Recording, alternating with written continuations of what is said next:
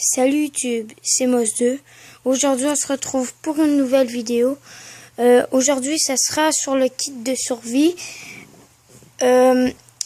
Pour cette série, ça sera sur le bushcraft et l'équipement et tout. Alors plus tard dans d'autres vidéos je vais parler des couteaux et je vais faire des présentations et tout. Bon, alors pour commencer je vais vous montrer un peu. Ça c'est attaché, hein. J'ai percé un trou ici que je puisse l'attacher dans la boîte de plastique. C'est vraiment étanche. Un jour ou l'autre, je vais vous faire un test pour voir l'étanchéité. Ici, c'est sûr que je peux pas le mettre par en dessous parce qu'il y a des trous.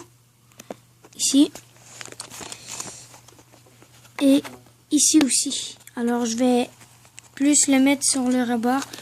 Bon, alors on va commencer. Ça, comme je vous disais, c'est attaché. Bon, alors c'est parti. Alors,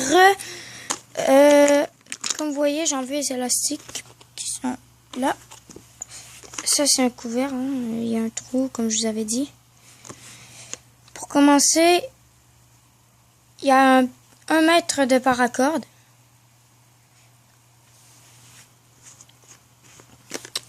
Ensuite, j'ai un couteau. Hein. Je vous l'ai déjà présenté dans une de mes vidéos, le Opinel.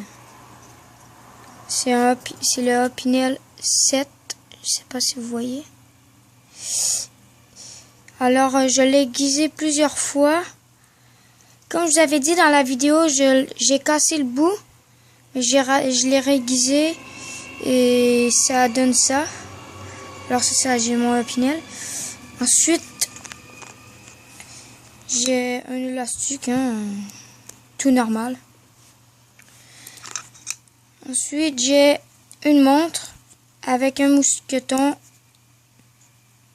et une petite lumière. Là, je vais vous la montrer. Ça éclaire beaucoup pour ce que ça vaut. Hein. C'est genre $1. Ensuite, j'ai un autre couteau de spare, de secours, hein, on peut dire. Je suis désolée, je me rappelle plus du nom. Mais c'est un bon couteau. C'est ça. Puis je vous en dis vraiment là, c'est minimaliste. Hein. C'est vraiment une petite boîte. Alors ensuite, j'ai un pansement collable. Un pansement qui s'enlève et qui se recolle. Au cas où des blessures et tout. J'ai un petit peu de ficelle, mais ça c'est vraiment pas solide. Hein. Je pourrais vous dire 5 livres ou c'est minimaliste. Ensuite, ici j'ai ma pierre à aiguiser pour les couteaux, à rouler de duct tape.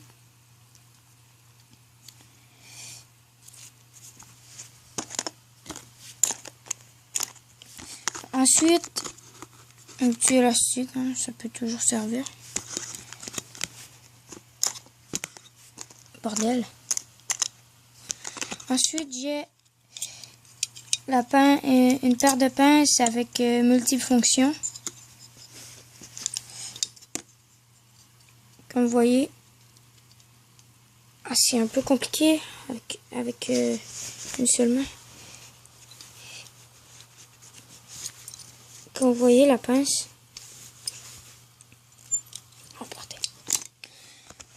Comme vous voyez, c'est vide. C'est minimaliste. Ensuite, j'ai fait un petit trou ici. Ben, 2 petits trous.